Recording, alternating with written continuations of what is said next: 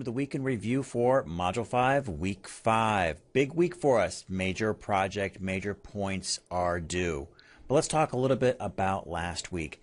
Some really great discussions. I mean, fantastic discussions about the soft skills, which I can't overemphasize how important those are. They are equally as important as technical skills.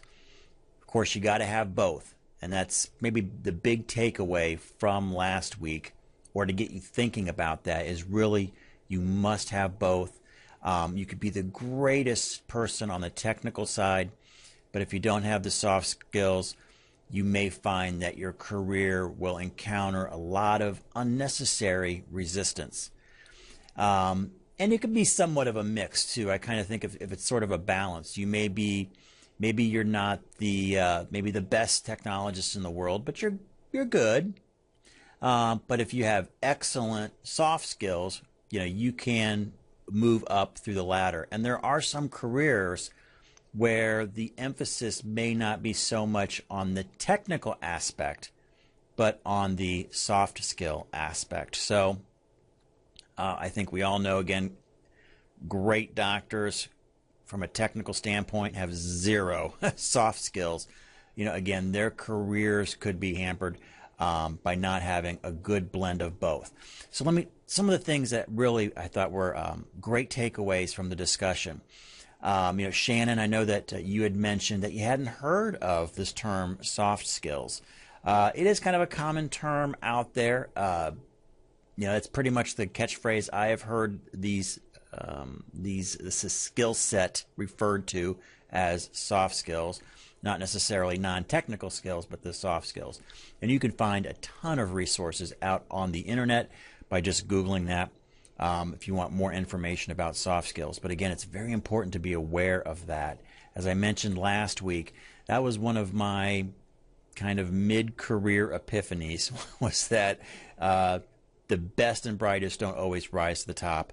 You do have to have the other piece in place, the soft skills, the tooting your own horn, in order to have maybe the career that you wish to craft.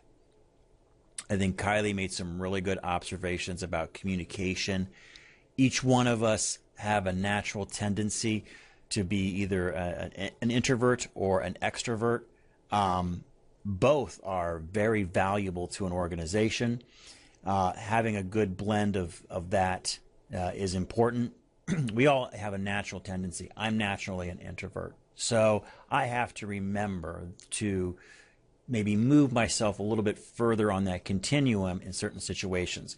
So, and for the extroverts, sometimes they need to learn to back off a little bit in certain situations and have more introvert qualities. So, again, really, really great there. And then with Christina looking here, I thought the big takeaway from you, I was interested to, that jumped out. I knew that you were working alone. I didn't know it was for a decade. I think you would acclimate pretty quickly, though, once you got back into a team, and especially now that you're cognizant of how that might, the changes that you'll encounter in entering a team again versus, being a lone warrior. So just being aware is half the battle. Excellent. So excellent job there. I will say so great job with the discussion last week. Let me talk briefly also about the workbook summaries. Again, everybody's doing a very, very good job in that. If you did notice, if you did get a 1 point in the summary, that means either the summary wasn't loaded correctly or you may have uploaded the wrong summary. So if you do notice a single point, you only got 1 out of 20, check the feedback on there. It means it probably just uploaded the wrong summary, which I did see that happened this week, or happened last week. Also, if you notice that, hey, why didn't I get 20 points? I got 19. I will say that almost everybody's doing an excellent job with summarizing the information in that workbook. But really, if you look at the instructions, what did you gain from it? So definitely summarize. But what were the takeaways? Here's what I learned. Here's what I see that might be applicable to my real life. Or it could be, Yeah, I know that. I've been to 5 seminars on this. I really didn't gain anything, but it was a nice refresher. That's okay too. But I really would like to know what you kind of gained from that. So do put a little bit of reflection along with the summary in there for the full 20 points. But again, all of you doing a really, really great job on those.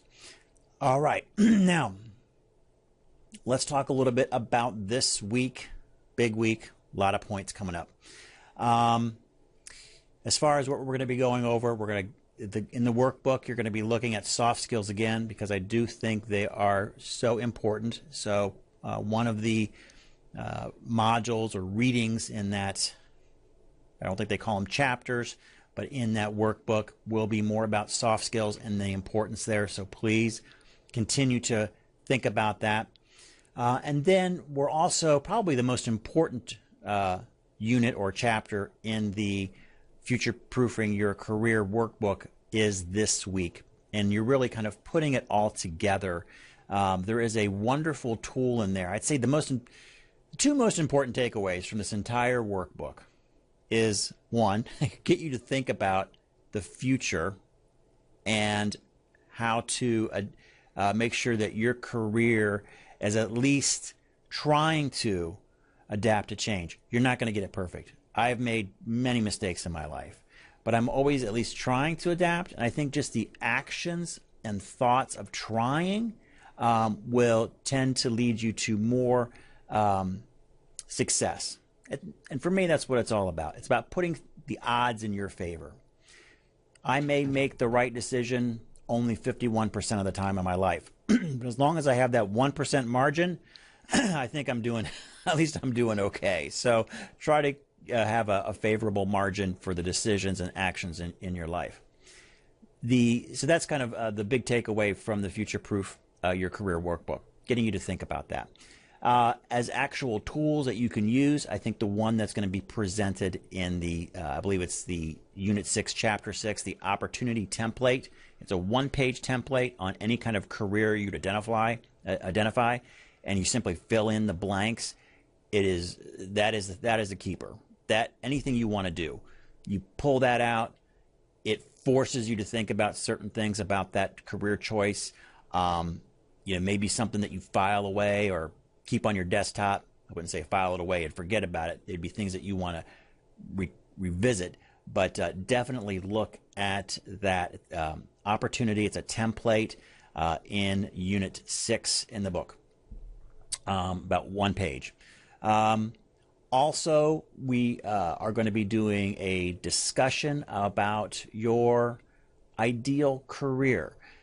And it will use some of the questions that opportunity template asks you. Again, it's only a one page. I extracted some of the more important questions, kind of the deep thinking questions that come off that template. Take whatever you believe at this point in your life is your ideal career. It's going to change in life. That is absolutely natural. Know that that's always going to happen too. Maybe it was that a career that you identified, I believe in Module 2, where I had you go out and find a job that's not necessarily directly related to direct imaging, direct injecting the patient, taking the images, doing the scan, using the camera, whatever your direct modality of imaging is. Not necessarily that. So I had you kind of go outside the box and find different opportunities. It may be that job, or maybe it's something else. So craft whatever that ideal career would be. And then there's going to be some discussions around that. So you'll have that this week. And then, of course, the big thing will be the case study project, written project, if you will. The official title is Case Study Report. There we go. Case Study Report. It's that report that you're giving to your boss about your strategy or strategies. Remember to follow all the directions there, the correct numbers of pages. Have some fun with it. Interject some creativity, some color. If you like color or pictures, please do so. Have a little bit of fun with this. Think about, if I was actually giving this to my boss, what would I want it to look like? I wanted to maybe have a little bit of eye candy, but I also wanted to have solid information that was demonstratable and verifiable. So have fun with that. All right, so that is this week. I will put in a reminder for next week is the big board presentation. Your move note will be due. So hopefully you've used modules 3 and 4 where we were light on work to get yourself ahead. If you didn't, you're still okay, but start work now. All right, excellent. Well, if you have any questions, you know how to contact me. And as always, thank you for watching.